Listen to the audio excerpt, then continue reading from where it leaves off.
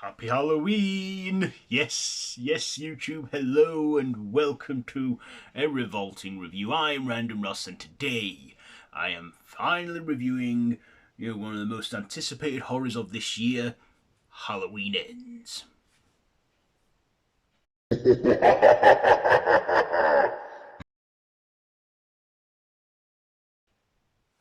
So this is written by Paul Brad Logan, Chris Barner, Danny McBride, David Gordon Green, directed by David Gordon Green, starring Jamie Lee Curtis, Andy, I'm going to butcher her name, Andy Machika or something, James Jade Courtney, Will Patton, Ronan Campbell, and Kyle Richards. So this is the what serves as the fourth installment to the original Halloween and the final chapter in this trilogy, the Old Man Myers trilogy or timeline, where taking place 4 years after Halloween and Halloween Kills, Laurie has sort of started to move on with her granddaughter until it all comes back, and Michael is alive and he rises once again, where him and Laurie have one last final confrontation. And of course Laurie's granddaughter Allison is also in some romance there with a guy who's also got his own demons. That's all I'll say about the plot without giving anything away. So what did I like about this? Well, I like that we got to finally see this film. I mean, it was a year overdue. I mean, Halloween Kills was meant to come out in 2020 and then followed by Halloween Ends last year, but do I need to say why it got delayed?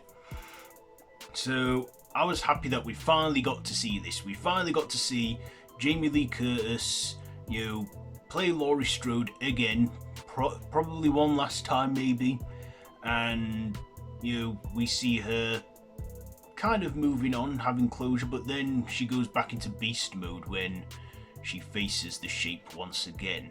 I also thought James Jade Courtney playing Michael one last time as well, probably. He was good in it. He did a great performance playing Michael with the screen time he had. Didn't have a lot of screen time though this time round, no. I feel that, in the last film, Michael got a lot of the spotlight, but in this one, he's sort of there still in the spotlight, but not as much, which I'll get to in a moment in the dislikes.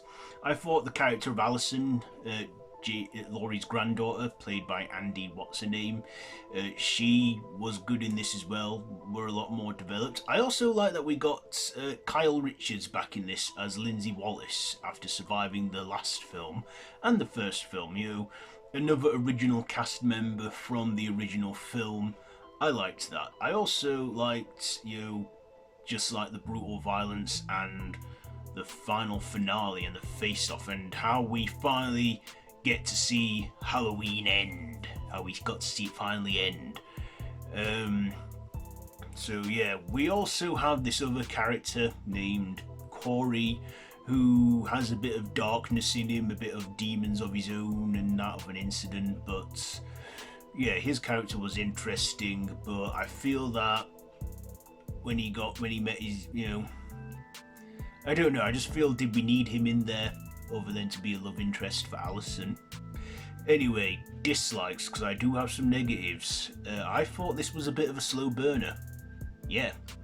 I mean, I obviously went in expecting a big slasher field finale, Michael killing again and people, teenagers and everyone running, and that it's all happening on Halloween night. But it didn't. A lot of this film didn't take place on Halloween. A lot of it was taking place in the build-up to the 31st of October. And, it basically doesn't become October 31st until the final act of the film. And I feel that it was a bit of a slow build, like getting to the good stuff. We got some good kills in there, in between and that, an interesting bit of a story going on. But yeah, it did get a little boring after a bit, and I gotta say, that's probably what let it down a little bit. But again, this is the conclusion to a trilogy, and they probably gave it us all. in the previous two films. I mean, they gave it their all, but this is Halloween Ends, so hopefully this is it. This is the end. This is the end of Halloween, not just for this timeline, but hopefully the entire franchise. I mean, are they going to come up with another timeline again? I don't know. If not, I hope it's not for a long. I don't know. But this one, it's happened. It's the last one.